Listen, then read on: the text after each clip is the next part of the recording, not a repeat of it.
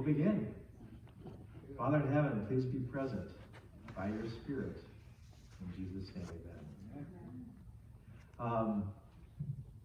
You need to give yourself a hearty amen, because you've made it to half of this meetings already. So, amen. Yeah. And we are actually on the pyramid. We have gotten to the peak of the pyramid. And because this is the main reason God gave John the book of Revelation, the other part is still inspired, but this is the main reason. We're going to spend 2 sessions on this middle part. So at the end tonight, I'm not going to give you a summary statement for tonight, because the summary really comes tomorrow night. I'll say it another way. Tonight is the bad news. Tomorrow night is the good news. All right? So if you were thinking, man, this is kind of negative, it is. If you think tomorrow's kind of positive, it is. And together they're in the middle. So I just don't want you to be out of balance, because tonight you have the negative part of the pyramid top, and tomorrow you'll have the positive part of the pyramid top. One other thing I want to make you aware of, when Dan Weissong and I first did this in 2010, we had a 3-ring notebook, and we would hand out pages every night and say, here, stick this in your notebook. After we finished, we revised the whole thing, and a few years later we did it again, revised it all again. So what you have now is not a 3-ring notebook, but a spiral-bound book. So you have this, right? And your church here has paid for that, and I say your church. Also, the Arkansas, Louisiana Conference of Seventh-day Adventists is putting in substantial money to also pay for this. How do they get their money? You pay tithe. So thank you for paying your tithe. This is coming back to you. So you have this book, the spiral-bound one. Everything I show you is now going to look like this blue cover with the name Jesus on it, okay? You also have this smaller one, right? The skinny book, which is our first 2 sessions. It gives us the 7 keys for finding Jesus in the book of Revelation. So I said, get it while you can, because after Friday, you now have to pay $5 for it. So they're back there now if you want to have that as Christmas gifts for somebody you like or somebody you don't like. After we finished doing this, our idea was not to travel around the United States and do this, but to let other pastors do it if they want to do it. And so we put all of our materials into a great big binder that was 574 pages or something like that. It had all the materials, verbatims, outlines, deeper study, and we no longer print that, because we made too many changes to it, and to print it is really expensive. So we have it on a thumb drive, and it's about 800 pages now. So aren't thumb drives amazing? So there it is. And one of the nice things about this is the presentations are in a Word document, so you can go in and change it and make it better. So there's that available as well. Some people say, yeah, but we're not doing this at our church. Can you put this into a simple book commentary? Just take the 10 presentations and put it in an easy-to-read format. Less than 200 pages. I don't want some big, thick thing, okay? So we took the 10 sessions and put them into print, and here it is, less than 200 pages. What does it look like? Just like everything else. It's thicker than the 7 keys, but it's not spiral-bound. And the first 2 chapters, well, that would be the same as the 7 keys, right? And what we're doing tonight is session 6, so chapter 6 is a more efficient way than what I'm going to say tonight. Then people say, yeah, I don't read.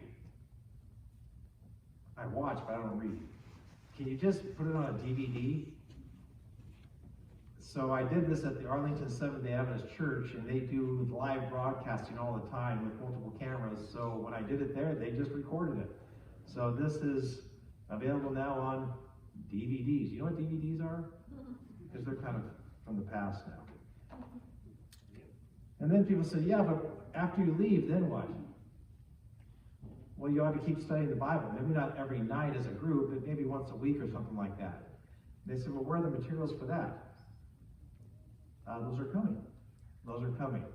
So we have a series of those studies here. and your pastor has made arrangements for your church to purchase these. So he'll explain what you're going to do with these after this series is over on Thursday.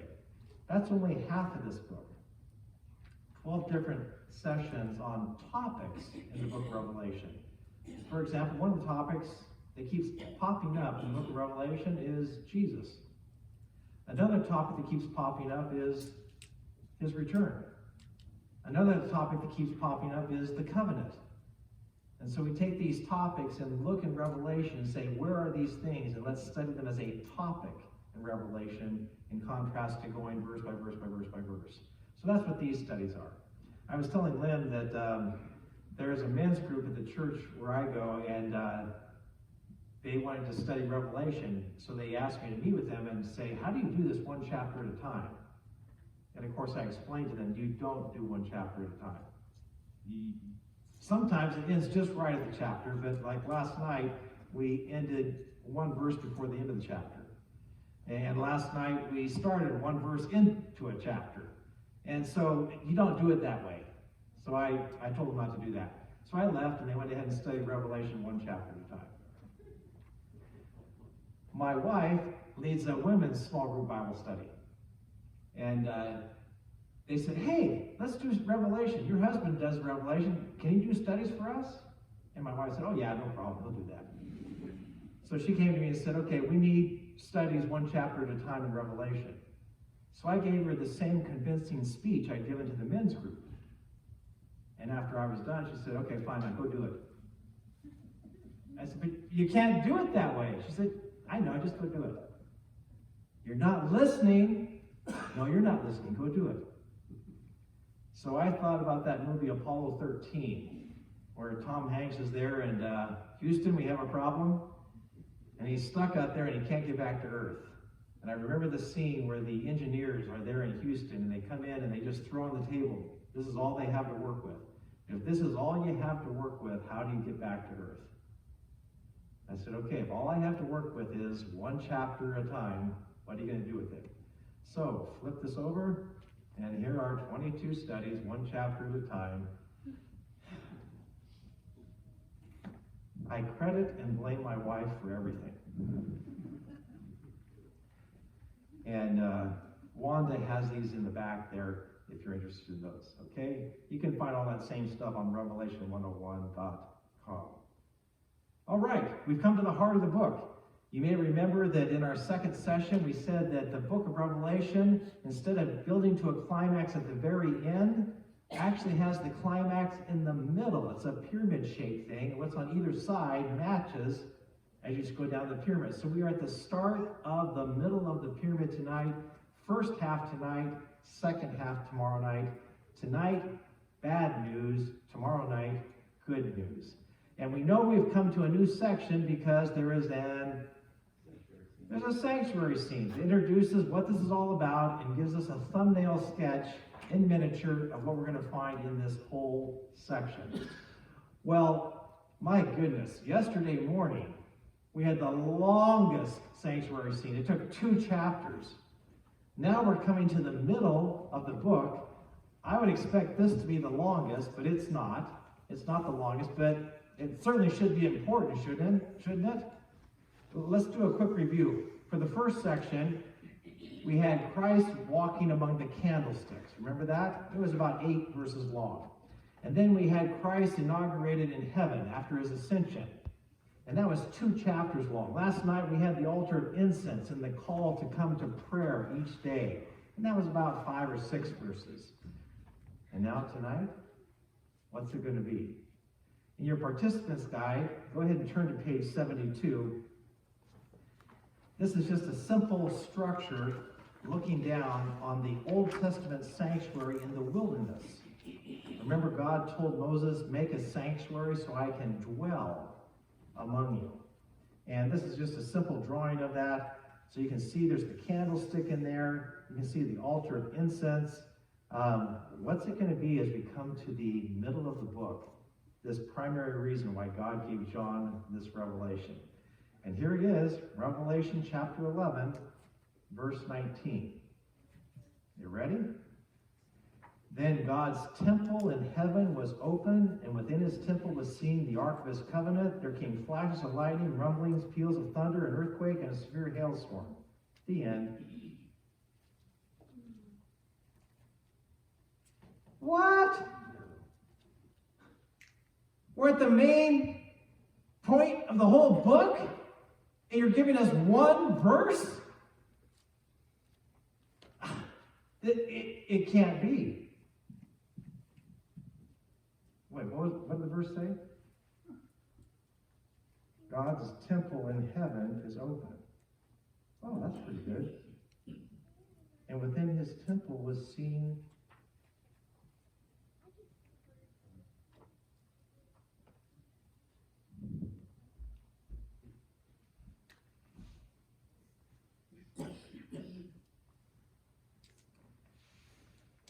this sanctuary scene is taking us into the very presence of God. How many verses do you need? And the flashes of lightning, rumblings, peals of thunders, earthquakes, severe hailstorm, that describes what happened on Mount Sinai when God came down to his people there. We have been brought into the very presence of God for the heart of the book. Oh. What kind of ark? The Ark of the Covenant. There's that word again. If you're in the coloring book, there's an artist's rendering of it. The Ark of the Covenant. We have this scene, Exodus 19 describes what happens when God came down on Sinai with all this, whoa, get your attention kind of thing. But I also want to go to the Old Testament root found in Jeremiah chapter 31. Jeremiah 31. Have you ever heard of the Old Covenant and the New Covenant? Some people think the Old Covenant is the Old Testament and the New Covenant is the New Testament. That's actually not accurate. If you go to the Old Testament book of Jeremiah, Jeremiah 31, you can read it. I'm not going to go ahead and turn to it now. But Jeremiah 31 says, I'm going to make a new covenant with the house of Israel. This is after God's people have been taken into captivity. A new covenant. A new covenant in the Old Testament? Yes. That's where the new covenant started. And what makes it different from the old covenant on Mount Sinai? According to Jeremiah, what makes it different is on Sinai, God wrote it on stone. In Jeremiah, God writes it on our hearts. So it is taking what God desires for us in our hearts. Not, look, I'm holding it. Instead, look, it's in my heart and I'm living it. That's the difference between the old covenant and the new covenant. Do you carry it around or do you live it? The covenant has to do with relationship. And here's the phrase you're going to start hearing from this session forward. The covenant, in brief, is this. I want to be your God. I want you to be my people. That's the covenant. In essence, will you marry me? That's what he's saying. And we get to respond. God proposes to us. Okay, that's our introductory sanctuary scene. And here we go into chapter 12. There are going to be two main figures, a woman and a dragon. Woman and a dragon. I'm going to be asking you to choose which one you would rather be. You want to vote now, or should we read it first? If you're coloring, there's your coloring book thing. I'm going to read through the entire chapter 12, and then I'll come back and take it a section at a time. But I just want you to get it. Sometimes it's good just to read a whole section. So here we go, Revelation 12, verses 1 to 17. A great and wondrous sign appeared in heaven.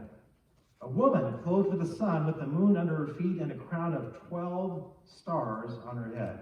She was pregnant and cried out in pain as she was about to give birth. Then another sign appeared in heaven.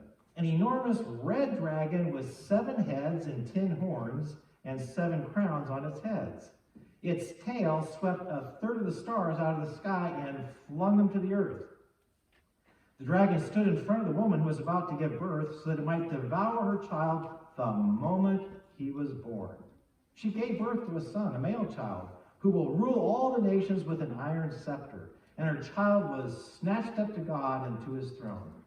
The woman fled into the wilderness to a place prepared for her by God, where she might be taken care of for 1,260 days. We had that number last night. Then war broke out in heaven. Michael and his angels fought against the dragon. And the dragon and his angels fought back. But he was not strong enough, and they lost their place in heaven. The great dragon was hurled down, that ancient serpent called the devil, or Satan, who leads the whole world astray. He was hurled to the earth, and his angels with him. What a color, there you have it. Then I heard a loud voice in heaven say, "Now have come the salvation and the power and the kingdom of our God and the authority of his Messiah. For the accuser of our brothers and sisters, who accuses them before our God day and night, has been hurled down. They triumphed over him by the blood of the Lamb and by the word of their testimony. They did not love their lives so much as to shrink from death. Therefore rejoice, you heavens, and you who dwell in them.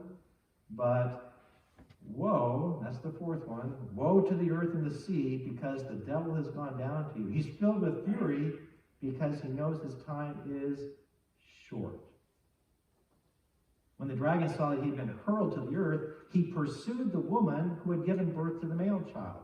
The woman was given the 2 wings of a great eagle so that she might fly to the place prepared for her in the wilderness, where she would be taken care of for a time, times, and half a time.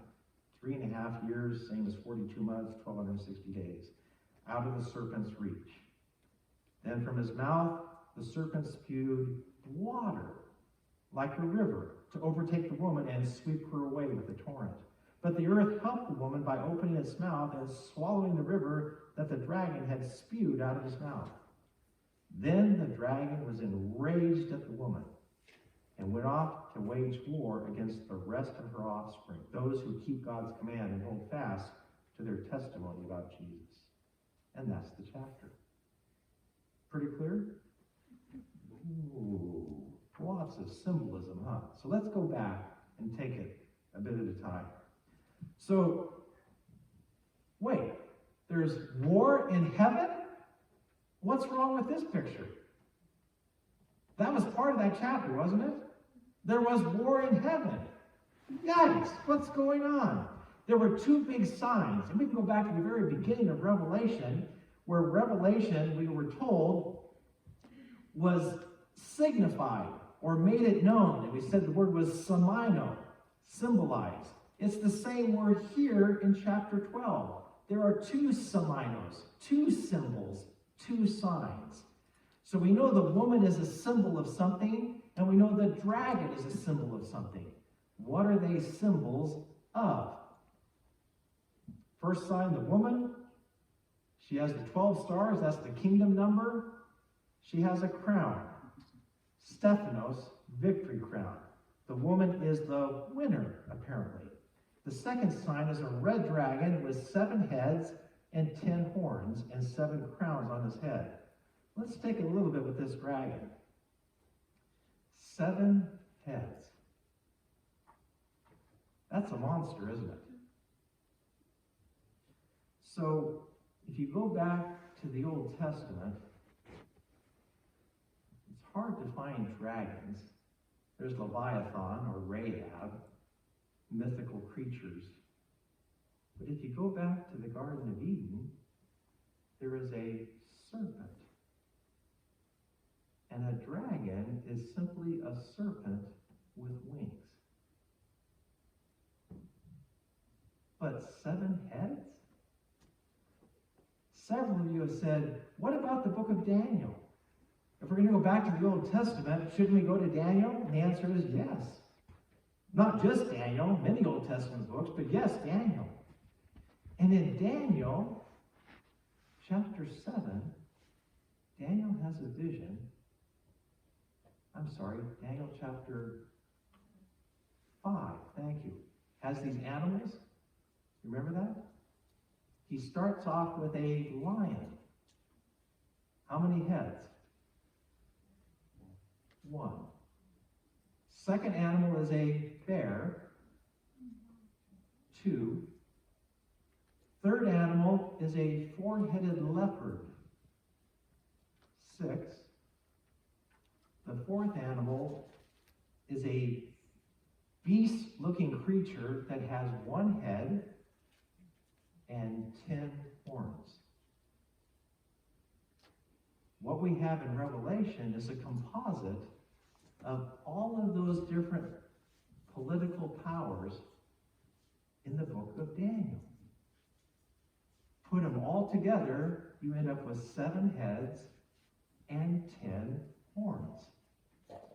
This is giving us a hint that the dragon is using all of these people against God's people. He's using all of these nations against God's people. Babylon took God's people captive, right? So on it goes. At the time that Revelation was written, Rome had God's people, what shall I say, controlled? And we're beginning to oppress them? So we have a composite. He has 7 crowns on his head. Now, we've already had crowns a number of times, right? And we know that when we see the word crowns, it's always been Stephanos victory crowns. We have a different word for crowns now. And the word is diadema. Now, you don't have to know Greek to kind of figure out what diadema might mean. What comes to mind for you? A diadem, a jewel. And the diadema crown is not a victory crown, Stephanos. It's the kind of crown a king or a queen will put on when they go and sit on the throne and they're ready to rule. It's the power crown. This is my territory. What I say goes. First time it has appeared in the book of Revelation. We'll see it a few more times as well.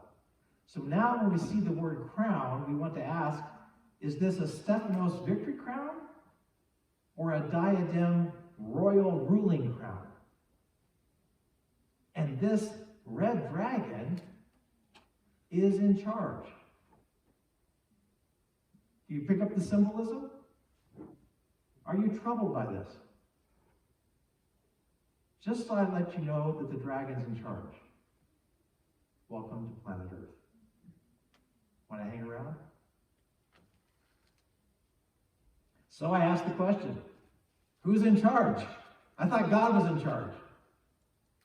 It doesn't seem like it in Revelation chapter 12. So help me unpack who's in charge here.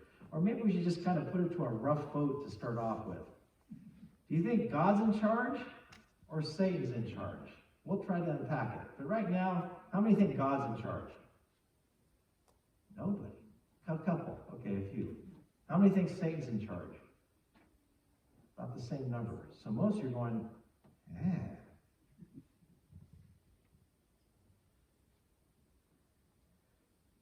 See if you'll agree or not with this. When God created the earth, he's in charge. He gave Adam and Eve dominion. He put them in charge of the earth. We can read about that in Genesis 1 and 2. God created it. He gave it to Adam and Eve. You okay with that? All right.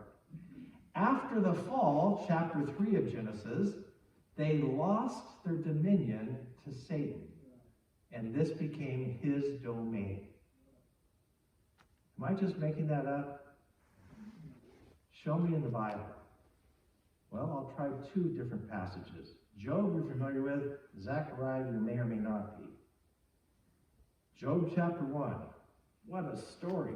We'll just take a few verses here.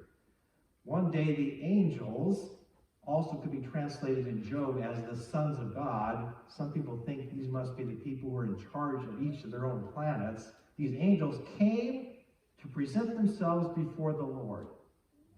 So apparently in heaven they're having a powwow. Come on in, time to report.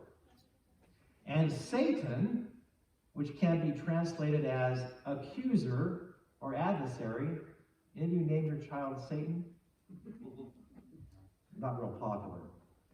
Satan also came with them. And I want to say, time out. Excuse me. Satan is in heaven? That's not right. I don't know where I heard this, but I grew up knowing that Satan was cast out of heaven before the creation of this world. Did you hear that? That's my understanding. So what's he doing in heaven in the book of Job? How does he get to heaven? How does he allow it? What's going on here? We just kind of leave that alone and let's not talk about it, okay? The Lord said to Satan, accuser, where have you come from? Satan answered the Lord, from roaming throughout the earth, going back and forth on it. Then the Lord said to Satan, have you considered my servant Job? There's no one on earth like him. He's blameless and upright, a man who fears God and shuns evil. I've tried to put my name in there, and it doesn't stick. Oh, to be a Job, where God says, have you seen my servant, your name? Satan says, does Job fear God for nothing? Satan replied. Have you not put a hedge around him and his household and everything he has? That's what I don't like about you, God. You protect your people. No wonder they serve you. You have blessed the work of his hands, so his flocks and herds are spread throughout the land. Just stretch out your hand, strike everything he has. He will surely curse you to your face. As long as things are going good, I love God. Things go bad, I give up. That's the way humans operate. That's Satan's accusation. The Lord said to Satan, very well then. Everything he has is in your power. But on the man himself, do not lay a finger. Then Satan went out from the presence of the Lord. Are you okay with this? I'm not. I'm not at all. This is bad news. And if you know the story of Job, you know that later on, he is allowed to put his hands on Job and give him boils and stuff like that. It's a horrible story as far as good times are concerned. And Job is never told about this dialogue in heaven. We get to read about it. That can help us when we face adversity. That can help us when we realize we're surrounded by a hedge of protection. But Job trusted God no matter what. Wonderful for Job. But what is Satan doing in heaven? I don't like this. Do you? Well, let's try Zechariah. Zechariah chapter 4. Zechariah has seen this in a vision. Okay? In this vision, he, the Lord, showed me Joshua, the high priest, standing before the angel of the Lord. Ah, the high priest. And Satan, accuser, adversary, is standing at his right side to accuse him. Right side, that means your strong side. This is my right-hand man. How many of you like to have Satan as your right-hand man? But that's where he is in heaven, and here's the high priest. And Satan is doing what he does. He's accusing. That's what he does. Could he accuse you?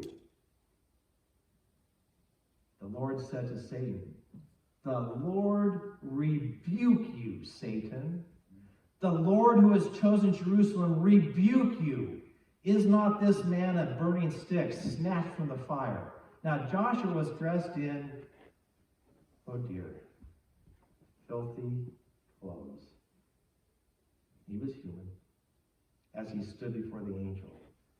The angel said to those who were standing before him, take off his filthy clothes. Then they said to Joshua, see, I have taken away your sin, and I will put fine garments on you. Isn't that wonderful? Then I said, put a clean turban on his head. So they put a clean turban on his head and clothed him while the angel of the Lord stood by. Oh, that's a happy end. What is Satan doing up there? At the right hand. Don't worry. You've got Satan representing you in heaven. He's your buddy. You know, accuser, that guy, adversary? He's the one who's going to be your attorney. Ready to go to court? Do you have a problem with this? I sure do. I want to tear these pages out of my Bible. But they're there. Is it possible that Satan is in charge of this world? And God is just kind of letting it go out of control, and he'll take care of the rest of the universe. Kind of like that messy room in the house that you just close the door, and you'll deal with it next year. Is that what God is doing? Let's go to the time of Jesus.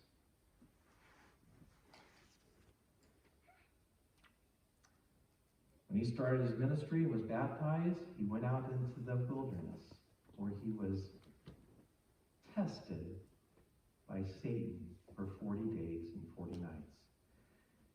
This version of the temptations of Jesus found in Luke 4 goes like this. The devil led him, Jesus, up to a very high place and showed him in an instant all the kingdoms of the world. And he said to him, I will give you all of their authority and splendor. It has been given to me, and I can give it to anyone I want to. Who's in charge of this earth? It appears that Satan is. Although he's a liar, so he could be lying about this. But it doesn't look good. If you own the entire world, I need to ask the banker. How much is it worth? Give me a price tag. Trillions. Trillions. Trillions and trillions.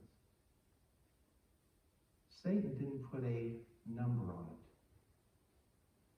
He put an action on it. He was willing to trade the entire world for a moment of worship. I had no idea that worship was so important. Did you? So important that the devil will give up the whole world just to have a moment of worship. And I have a hard time getting up in time to get to church. And the devil is willing to trade the whole world for worship. I'm coming back to the same question. Who's in charge? God or Satan? If we kept reading in the book of Luke, Jesus said, no deal. Well, then how in the world is he going to get this back from Satan? If Satan is in charge. Going to the Gospel of John, I'm going to pick out 2 verses. Feel free to write them down and look at more of the context if you'd like. John 12:31, Jesus says, now is the time. We're getting close toward his crucifixion. He's in the Garden of Gethsemane. Now is the time for judgment on this world. Now the prince of this world will be driven out. Who's driving out whom? Jesus says he's going to drive out the prince of this world. Jesus is acknowledging that Satan has this world and he has come to take it away from him. He did not take the shortcut and bow down and worship Satan. Instead, he said, I'm going to grab it away. I'm going to take this earth back myself. Wherever I go, I'm claiming turf for the kingdom of God. You claim this as your place, I'm in town. There's a new sheriff. And wherever I go is a place of God. And I will fight you every step of the way. I am reclaiming planet Earth. Because I made it, and I'm redeeming it. It's mine.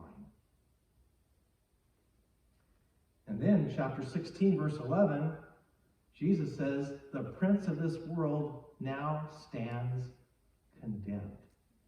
Woohoo! Who's in charge of this earth? Well, I would say it was Satan, but not anymore. I'm going to repeat something from the other night. Aren't you glad that we're living at this time instead of earlier? If you were living in Old Testament times, you have to hope and pray that Jesus will come and take this earth back from Satan. But we're past that point. He took it away from him. The earth belongs to Christ now. And what Satan should do is he's the one who should bend the knee. But being Satan, he's not. And so we have this cosmic conflict happening where Christ has reclaimed the earth, but Satan won't let go. And so the battle continues. Can you see it? Do you see evidence that Christ is in control? But do you see evidence that Satan is in control? Do you see the battle going on? And guess what? You're part of it. Because they really aren't going for the land. They're going for the people.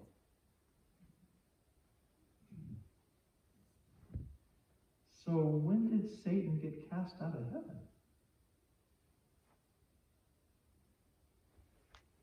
I'm pretty sure it was before the creation of this earth. But what was he doing in heaven in Job and Zechariah? When did he actually get cast out of heaven? When Jesus died? What evidence do you have for that? There's a verse somewhere. Try Revelation 12. What we just read. Now, I grew up as a Seventh-day Adventist. And so when I started to get challenged with this idea, I said, Ellen White must have said this. I probably grew up hearing that. You know what? You show me where Ellen White says that. You show me.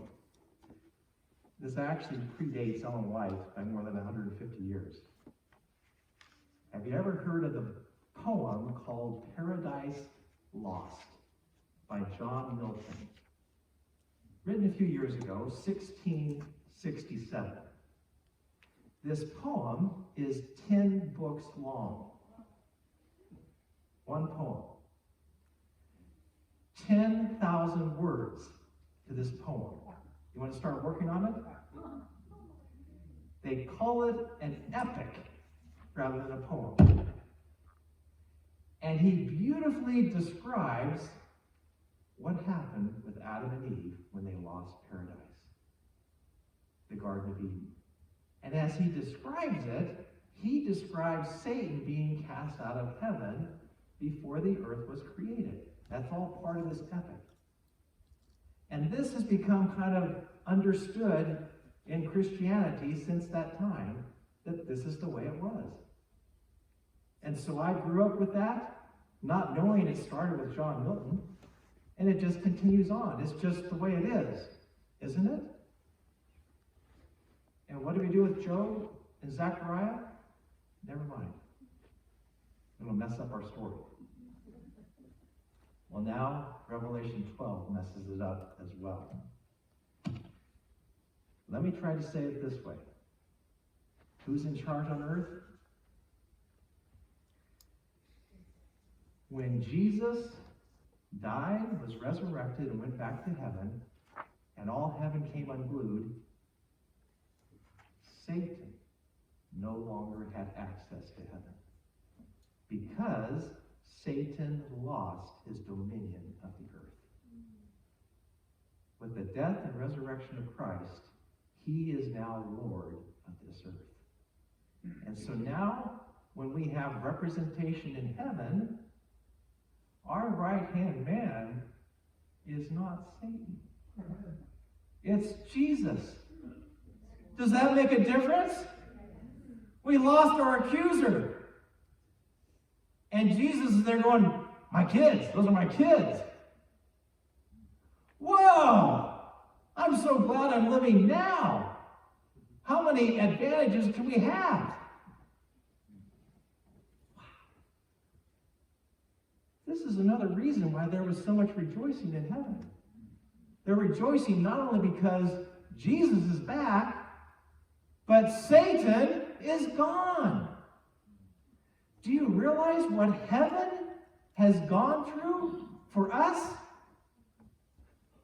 Heaven has had to put up with Satan for all those years until Jesus came and died for us. And now, almost the entire universe is at peace. There's only one little section that is still at war. Not far from here. It's called planet Earth. So the entire rest of the universe is all A-OK. And now Satan is stuck on Earth. That's a small playground for him compared to having access to heaven. And when we get to chapter 20, he's going to lose Earth. He'll only have the abyss. And at the end of chapter 20, no more abyss. And he's gone.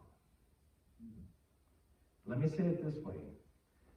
Satan over-promises and under-delivers.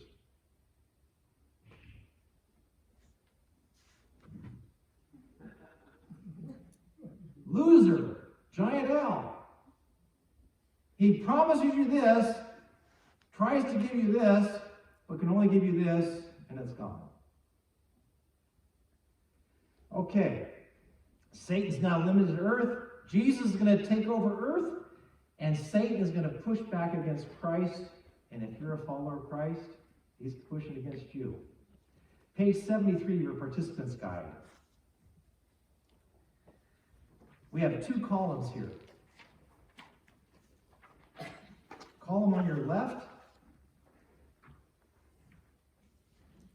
This is our summary of what Jesus did during his 3.5 years of ministry on this earth. By the year, 3.5 years is the same as 1,260 days, which is the same as 42 months. Just thought I'd drop that in. When you read in the Gospels, Matthew, Mark, Luke, or John, Christ's activities can be summed up in these 5 things. Number 1, presence. That is, he shows up. And whenever Jesus shows up someplace, stuff happens.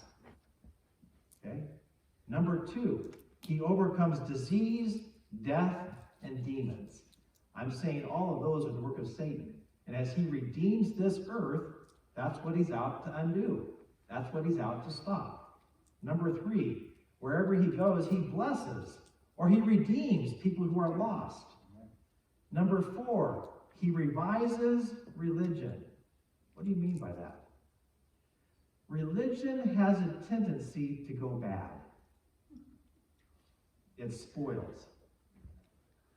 And so when he showed up, he revised the religion of his day.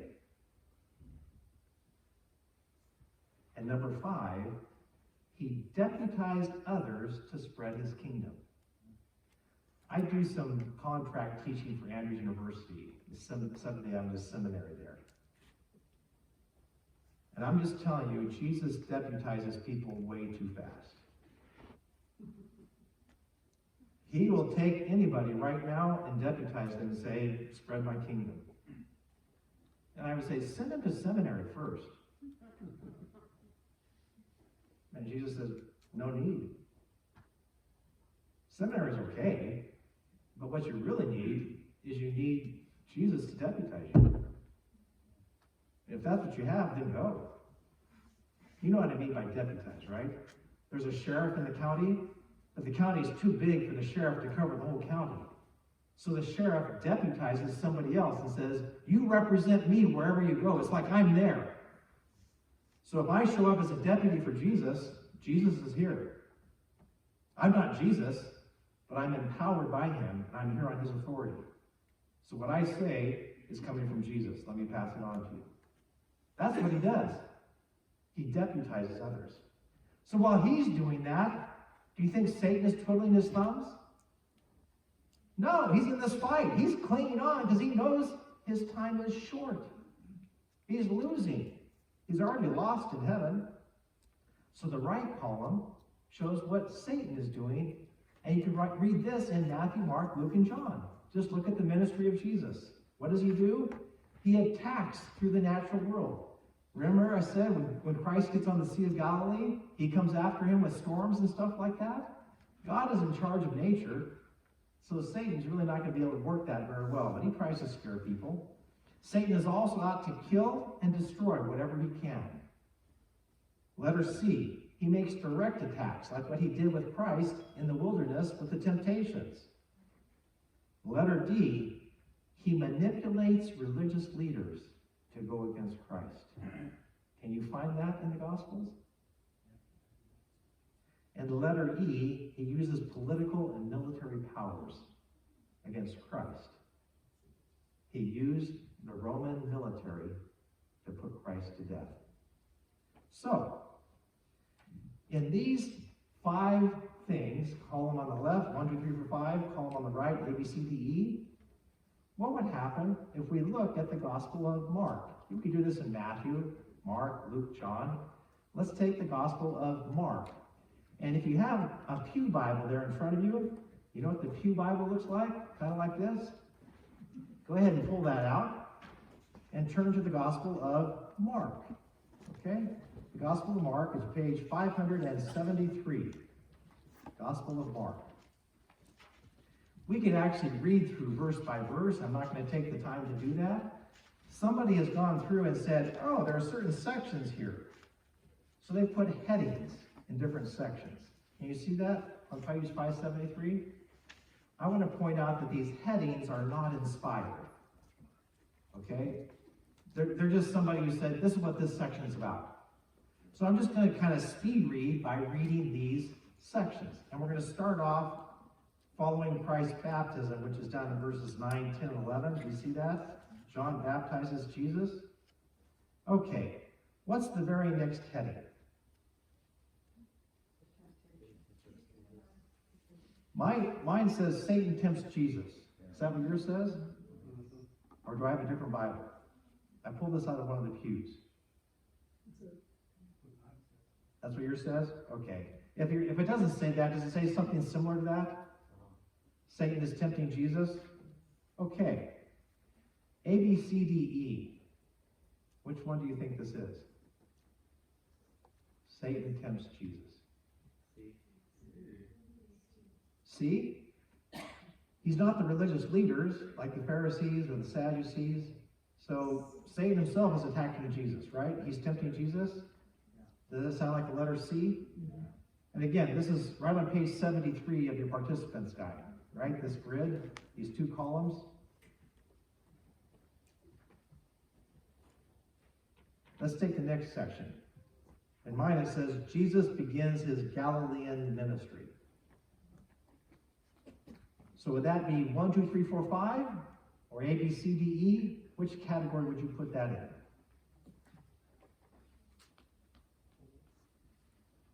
Number 4, revising religion. He's going out and he's telling to say it. Verse 15, the time is fulfilled, the kingdom of God is at hand. Repent, there's that word again, and believe the gospel. I would put it as a 1. He's going out and showing himself certain places. He's making himself present. And wherever he goes, he does bless and redeem.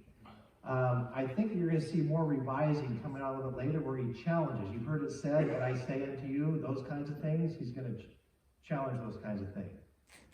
Keep going, verses 16 to 20. Mine says, 4 fishermen called his disciples. Number 5, so the left column is numbers, the right column is letters. If you're going left column, number 5, deputizing others to spread his kingdom. Does that make sense? Yeah. Okay. Keep going. Jesus casts out an unclean spirit. 2, overcoming disease, death, he's casting out the demons. Yeah, 2. Next one, verses 29 to 31. Peter's mother-in-law is healed.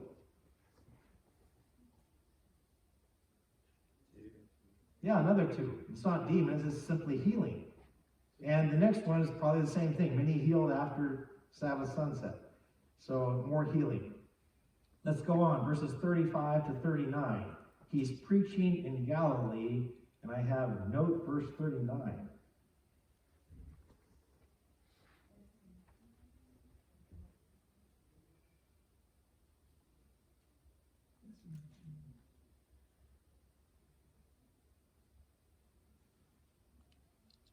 We're at the start of his ministry, so we're getting a lot in the left column.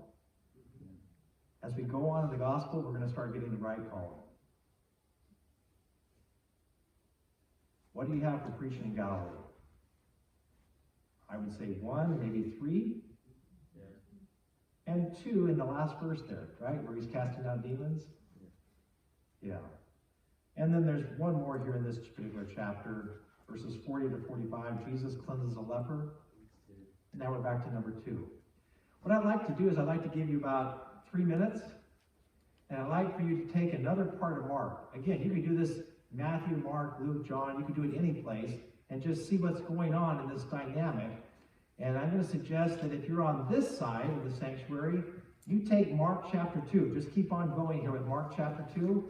And as you do that, see if there's a 1, 2, 3, 4, or 5, or an A, B, C, D, E, just like what we did here. So you want to do that, then I'll ask for a few examples. Center section here. Would you go ahead and jump over to Mark chapter 10 and see if you find any of those in Mark chapter 10. And this side over here, would you take Mark chapter 14? I can tell you're getting toward the end, getting closer to the crucifixion when it comes to Mark 14. So you're going to get more of the right column stuff happening. Satan pushing back.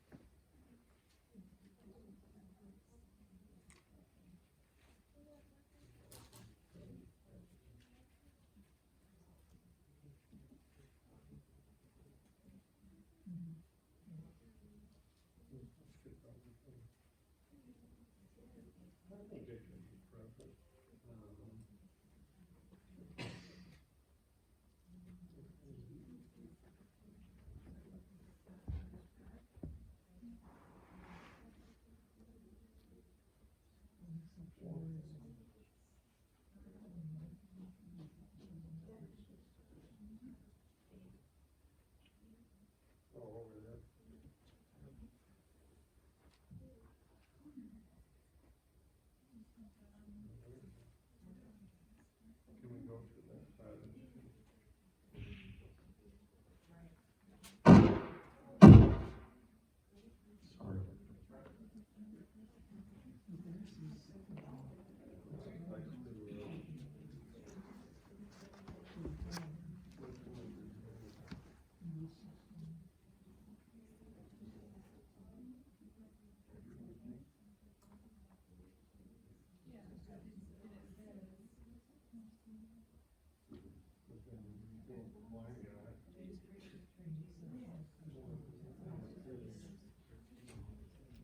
One more minute. It's not a race or anything, so don't worry about it. But one more minute, and you can continue this at another time as well. I want to give you a flavor of it.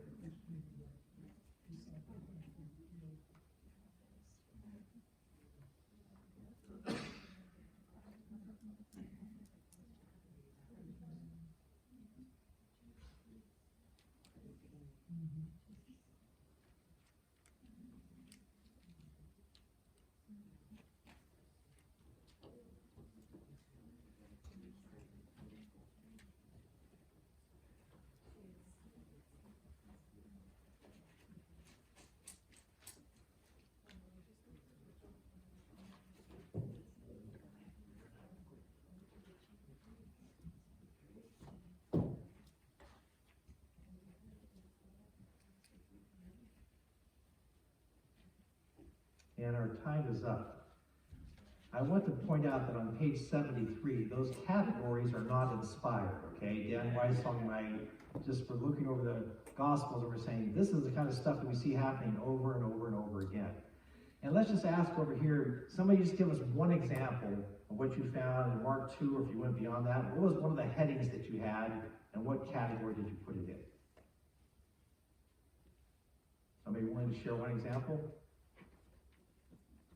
Was within each heading, Jesus is doing a miracle or helping people, but then the Pharisees are on him every time. Oh, so you're seeing more of a back and forth in chapter 2, whereas chapter 1 was pretty much the left column. Now by chapter 2, you're getting left and right column back and forth. And you're seeing this happening. In essence, it's Christ against Satan. And he's not even died yet, because Satan knows what's coming. Wow. Okay, middle section. Somebody want to give us an example? Something in Mark 10? Jesus talks about marriage and divorce, Mm-hmm. revising of religion. Oh my goodness, yes. Yeah. We already have this figured out. We have two sides. No, I got a different way. What? You're going to alienate everybody. Yeah, we're revising the whole thing. Anybody else want to give an example?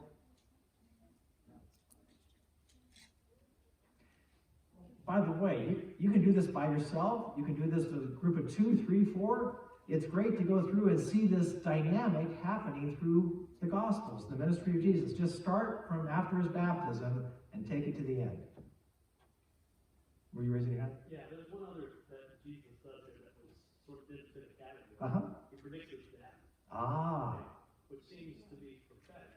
Uh-huh. And so, just in my little tiny brain, I think that's true prophecy.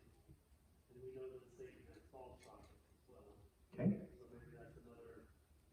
So you're finding something you say, it doesn't really fit, but maybe we can squeeze it. And I'm not saying that every single section in here fits that. I'm just wanting you to see a trend that is happening. And indeed, by Jesus saying this, the forces come out again. Thank you. Anybody over here? Mark 14 or after that. Starts off with a plot to kill Jesus. Oh. Is that friendly fire? No, we put that with death and destruction, but also religious leaders. Yeah. Yeah, you had multiple examples just for those few verses, huh? Any other one that you want to point out?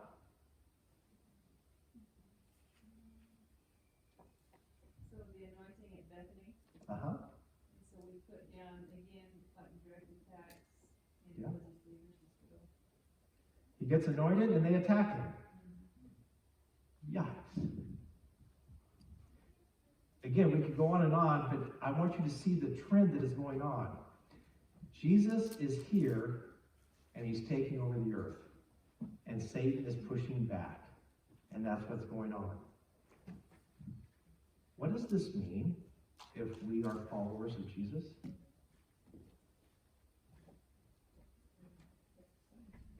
It means that the left-hand column, 1, 2, 3, 4, 5, is what we are called to be doing. It means A, B, C, D, E is what we can expect in response to that. And this is especially for someone who is a Seventh-day Adventist. I'm a Seventh-day Adventist, okay? So I'm speaking to myself and anyone else who's a Seventh-day Adventist. We have a tendency as Seventh-day Adventists to be waiting for Jesus to come. Adventist, right? And I want to say, get off your duff. Do the things that Jesus was doing. That's what we are called to do. He went back to heaven, sent the Holy Spirit, so we would continue his ministry. He empowers us to do it. Well, what do I do? Look at those 5 categories. Do those things. And you're going to get pushback. I promise you. What kind of pushback? A, B, C, D, E. That's what kind of pushback. So we're not waiting for Jesus to come. We continue to claim turf for the kingdom of God. saying, this earth now belongs to Christ. And so wherever I go, I'm taking the kingdom of God with me. I can go into a place that seems to be the devil's hollow. And if I'm going in there, I'm not going to join the devil, I'm going to take Jesus in there. If I'm going just to join them, then I've left Jesus. But if I'm truly his follower, I'm taking him everywhere I go. I go wherever he wants me to go. But that's not a safe place. What's that got to do with anything? Well, you have to try to preserve your life as long as you can, so that maybe you can live to 90 instead of 89. Oh, I'm going for eternity. Sorry. I am crucified with Christ. I'm already dead. And you can take a shotgun, put it on my temple, and blow me away. That's fine with me. The harsh reality is, if God says not now, you can do whatever you want. And what kind of protection am I actually providing? Oh, I'm taking care of my wife, wherever she is now, in California someplace. How good am I at doing that? So I'm having to trust God too, and place her in his hands, just like she is placing me in his hands. Okay. We had a Michael in here. Page 74 has a few places where Michael is mentioned. Only a few places in the Bible, several times in Daniel, here in Revelation. And some people say, well, because there's an apocryphal book called the Book of Enoch, and Michael is mentioned along with Raphael and some other archangels, maybe Michael is an archangel. And I would say, I think Michael is the name for Jesus when he's in warrior mode. Because whenever Michael is used in Scripture, it's in a battle with the forces of evil. And Michael means one who is like God. So I'm not here to debate that. I'm just suggesting that Michael shows up here. In what context? There's war in heaven.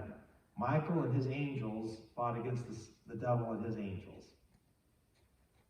We are actually given in the heart of chapter 12 a recipe for how to win.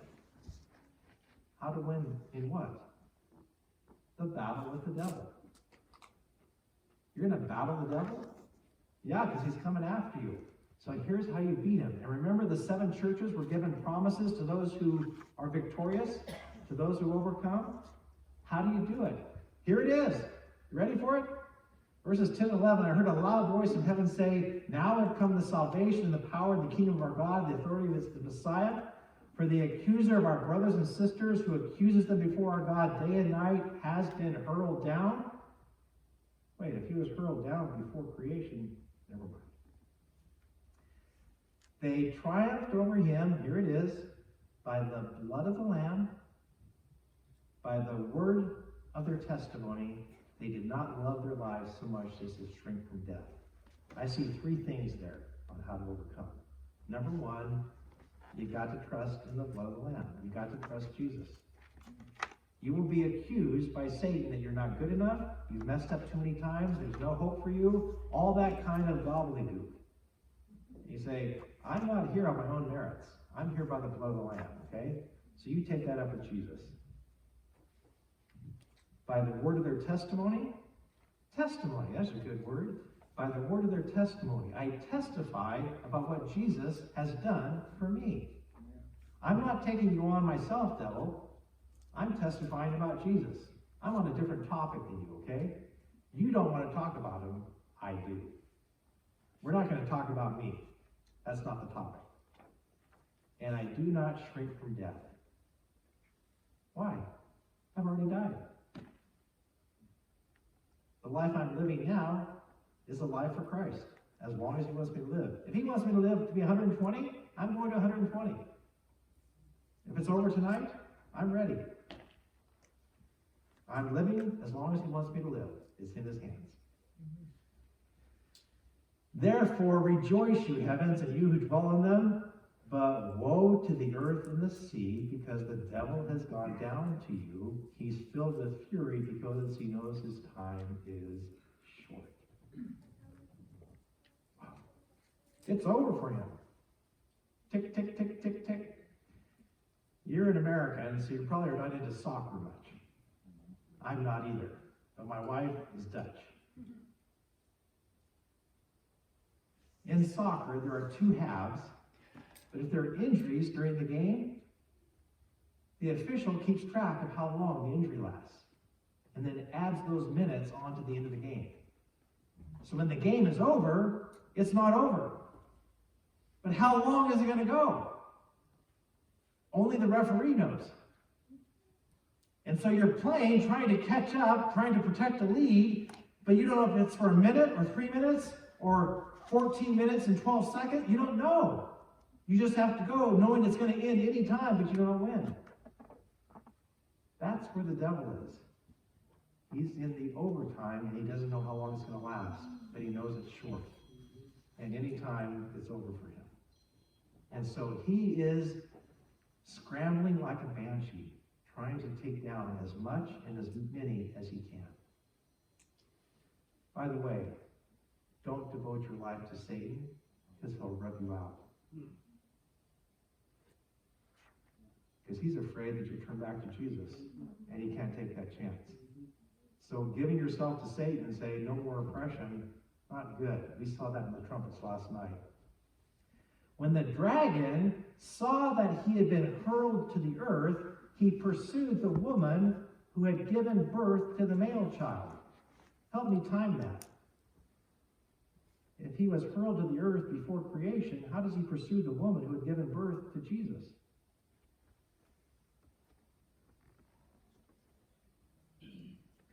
The woman was given 2 wings of a great eagle so she might fly to the place prepared for her in the wilderness where she could be taken care of for times and half a time out of the serpent's reach. Then from his mouth the serpent spewed water like a river to overtake the woman and sweep her away with the torrent, but the earth helped the woman by opening its mouth. Here are these timelines, page 75. If you have a Seventh-day Adventist background, you're going to recognize this little diagram right away. It's the half circle where a day equals a year, and you have 1,260 days or years from 538 to 1798, and that's the history school. If we were following that, that would really be handy. But it would simply tell us about the Dark Ages and the Reformation. And now we're looking at more than 200 years since then. So now what are we talking about? If we want to focus on finding Jesus in Revelation, let me ask you what comes to mind when you think of 3.5 years, 42 months, 1,260 days. The ministry of Jesus. The conflict that happened with Jesus. Will that happen with his people afterwards? Yes. And it didn't stop in 1798. So it's still continuing today. In fact, I promised you that A, B, C, D, E would happen if you do 1, 2, 3, 4, 5.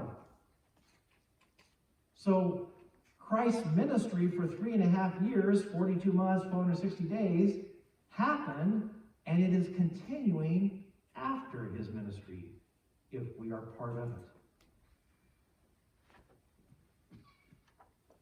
Some of you are going to really appreciate that, and some of you are going to hate it.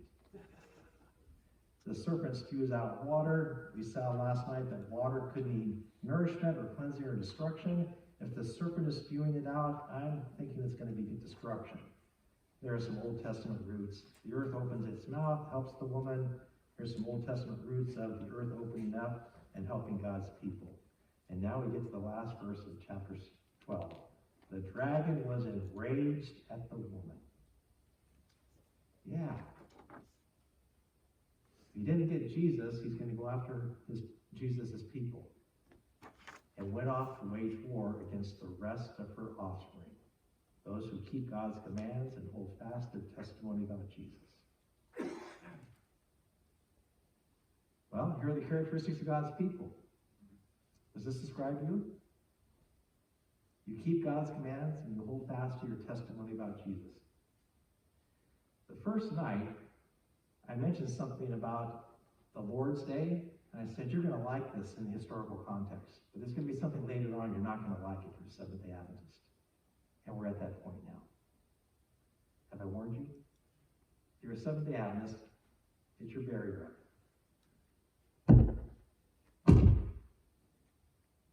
What are God's commands? The Ten Commandments, right? How many say Ten Commandments? That's God's commands. Yeah, that's what I would say too. Why? Because I'm a Seventh-day Adventist.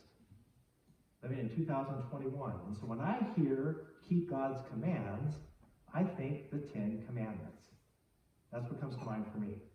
Just like a Sunday keeper, when they hear the Lord's Day, they think of Sunday. I think of God's commands being the Ten Commandments. And so do many of you, right? But remember, we have to think from John's perspective first. So let's go back to 95 AD and ask John, John, what are God's commands? You know what he would say? Everything God said. You're going to limit it to 10?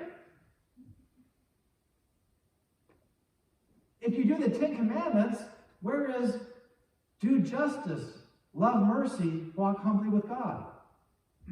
Isn't that God's command also? You're trying to get by with 10? I suppose you tithe also. Mint, dill, and cumin, but leave out the bigger issues of law, justice, mercy.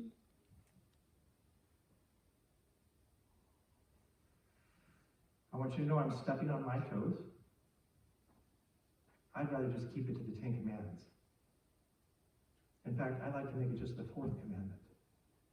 And as long as I show up here on the seventh day, I'm considered good. And I've done everything God wants me to do.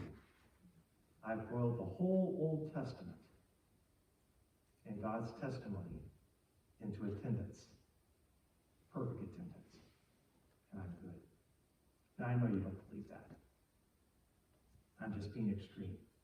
But I'm telling you from John's perspective, God's commands are everything God says.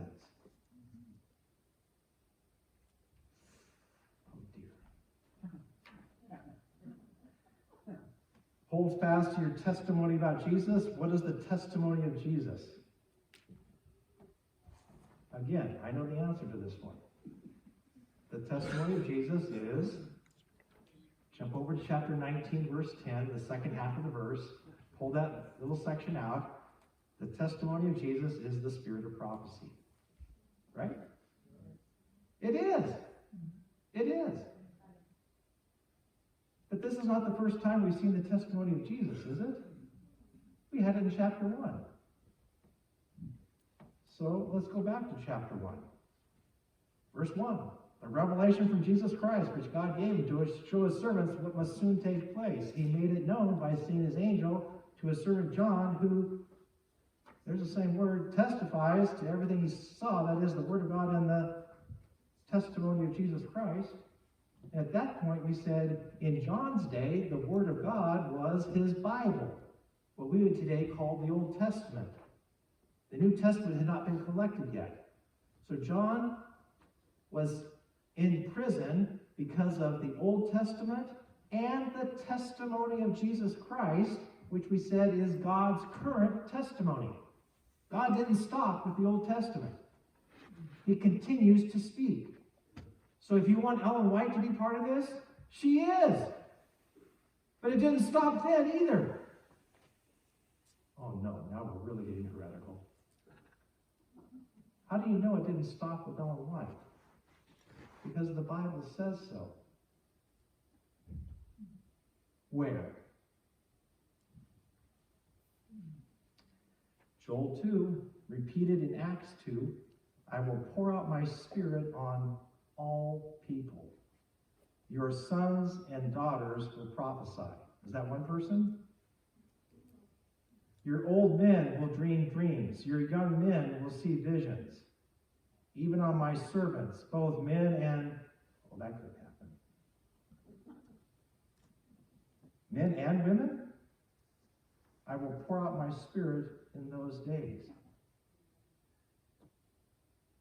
In other words, the testimony of Jesus continues, and as we saw with the trumpets last night, can I get your attention? We should expect more people given the spirit of prophecy as we get closer to Christ's return. Not fewer. That wouldn't fit with the way God operates.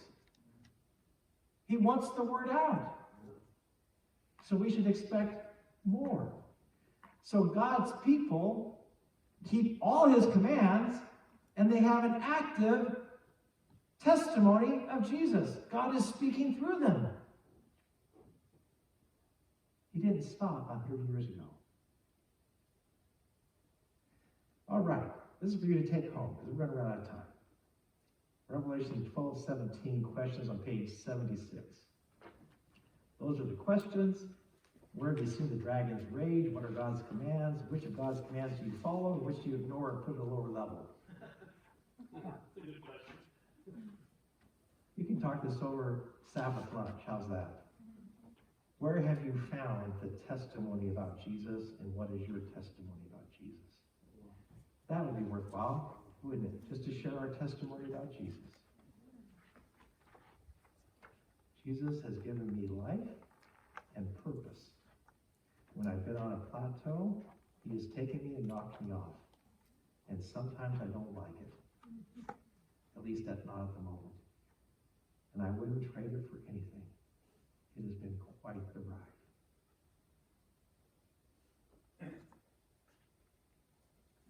Well, I told you at the beginning. 2 signs. A dragon and a woman. Which one do you side with? Is it a no-brainer?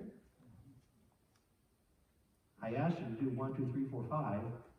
So right now, I'm going to ask you to physically stand up if you want to identify with the woman of Revelation 12. If so, I invite you to stand right now where you are.